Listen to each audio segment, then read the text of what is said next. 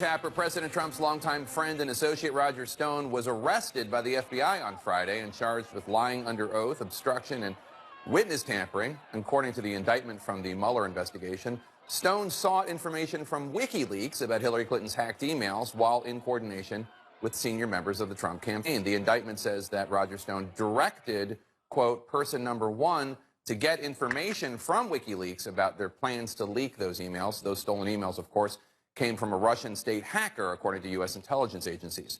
On Friday, person number one revealed his identity. It is Jerome Corsi, who joins me now. He requested that his lawyer, Larry Klayman, be present as well. Mr. Corsi, thanks for joining us. I want to ask you, you say that the information in the Mueller indictment is accurate and that Roger Stone needs to tell the truth. He's facing serious consequences, of course, but he continues to insist he's innocent, he's going to plead not guilty.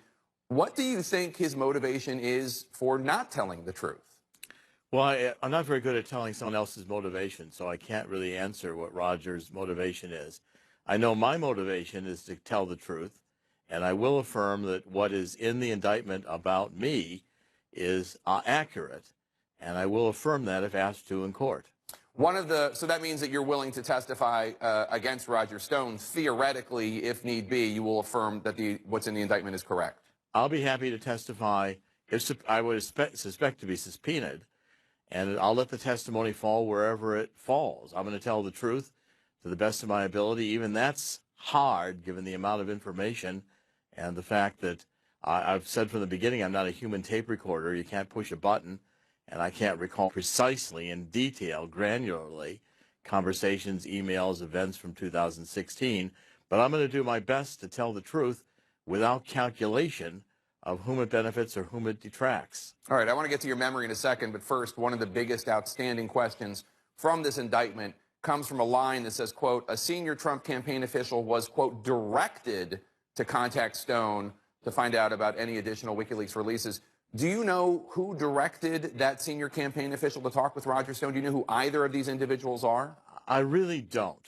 I mean, I know what Roger told me, but I don't recall that Roger ever said that he was under instructions from anyone in the campaign to find out about what WikiLeaks had after July 22nd, 2016. I do agree that Roger wanted me to find out from WikiLeaks. I never had any contact with Julian Assange, directly or indirectly, so my communications with Roger in July and August 2016 about what I thought Assange had were really speculation on my part, connecting the dots. All right, let's dive into that. According to the indictment, Stone emailed you asking you to, quote, get the pending WikiLeaks emails that could have damaging information about Hillary Clinton. You replied to Roger Stone a week later saying, quote, word is friend in embassy, that's Assange, plans 2 more dumps, impact plan to be very damaging, would not hurt to start suggesting Hillary Clinton old, memory bad, has stroke, neither he nor she well, referring to Bill and Hillary Clinton. I expect that much of next dump focus, setting stage for foundation debacle, unquote. Now, sure enough, WikiLeaks later released emails about Hillary Clinton's health and the Clinton Foundation. Now, I don't need to tell you, prosecutors do not believe that you conjured this information. Why don't you be honest with the American people right now about where it came from?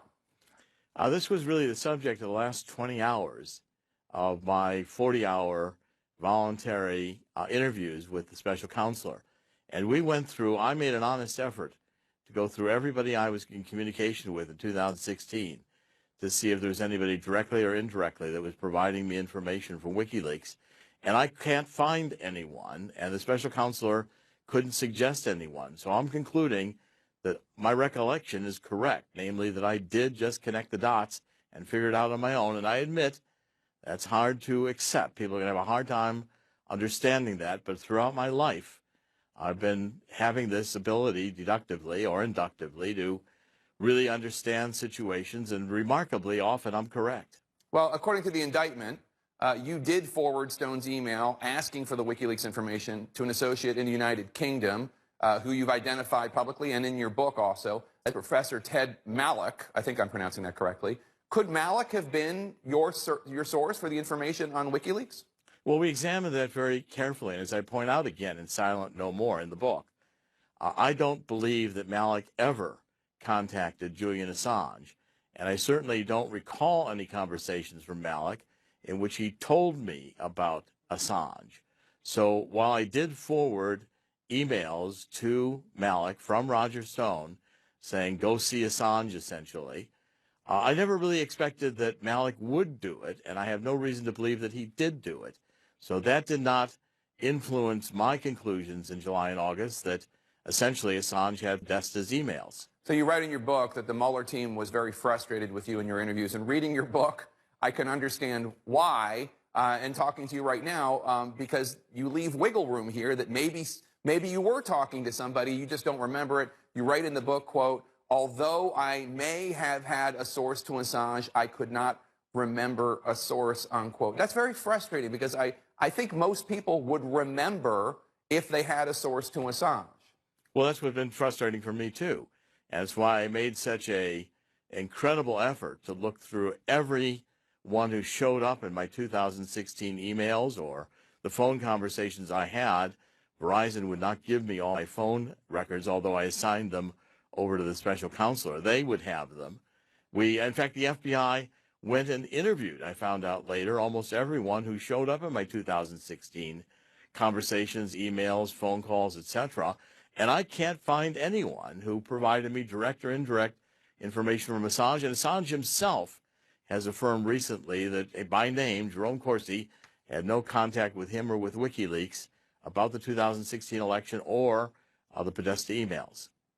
So there's just one other thing. In your book, you say Roger Stone contacted you before the release of that Access Hollywood tape, the one with Billy Bush, and asked you to try to get word to Assange, release John Podesta's email to change the news cycle. Now, you write in your book, I believe I told the Daily WorldNet Daily News Team conference call that the Billy Bush tape was coming. I'm sure I asked that if anybody had a way to reach Assange, we should pass the alert to Assange so he could begin dropping the Podesta file right away. As we know, on October 7th, WikiLeaks did release those emails just half an hour after the Washington Post published the Access Hollywood story.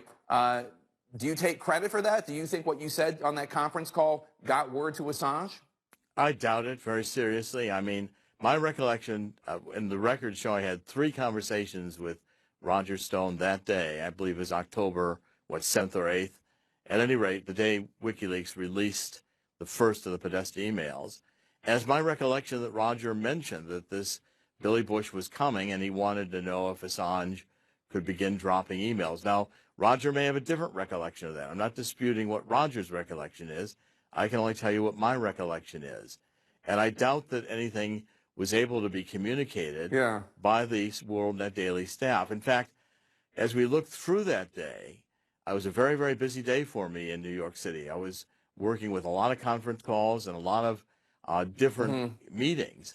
But I can't find anyone that I was communicating with who had any direct contact with Assange. But as you know, I didn't have Jerome, contact. Let me just ask you, because we're running out of time. Last question. You emailed Roger Stone to say you, quote, should be given credit, according to an email that the prosecutors have. Why would you say that if you don't think you deserved credit for the timing of the WikiLeaks dump right after the Access Hollywood tape? Well, I don't think it was specifically that I was referring to. I was referring to I believe, figured out that Assange had Podesta's emails. And I did tell this not only to Roger, but to others. And it turned out that I was right.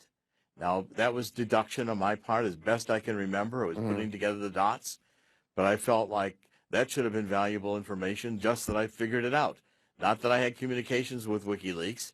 And I believe Roger worked with Roger Credico, or with Randy Credico, rather, because Roger, I don't think, ever really believed. I certainly don't recall Roger thinking, if I had a contact with WikiLeaks, I think Roger would have leapfrogged me immediately and gone taken the contact himself. All right. Jerome Corsi, thanks for answering our questions today. We appreciate it. Larry Klayman, thanks to you as well.